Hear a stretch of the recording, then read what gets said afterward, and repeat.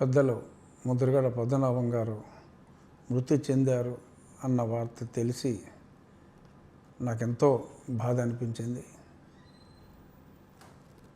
1988 నుంచి ఒక 4 సంవత్సరాల పాటు నేను కాకినాడలో ఉన్నప్పుడు ఎంతో సన్నిహితంగా ఉండేవాళ్ళం. ఆయన 25వ ఏట జనతా పార్టీ తరఫున మొట్టమొదటిసారిగా ఎమ్మెల్యే అయ్యారు. ఆయన చెప్పేవారు, 25 నిండిన వెంటనే నేను ఈ రాజకీయాల్లోకి రావటం జరిగిందని. 4 సార్లు ఎమ్మెల్యేగా, ఒకసారి ఎంపీగా, మరి 3 చీఫ్ మినిస్టర్స్ దగ్గర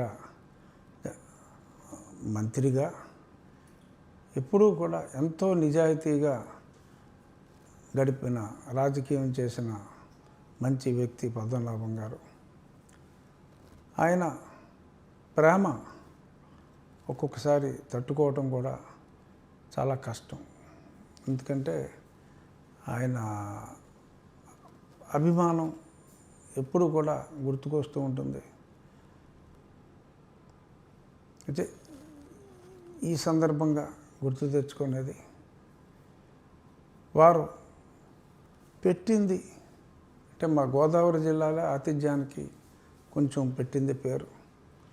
ఆయన పెట్టినంత తినకపోతే కూడా ప్రేమతో అలిగే ఎంతో సునిశ్చిత స్వభావి ముద్రగడ పద్మనాభం గారు. డెఫినెట్గా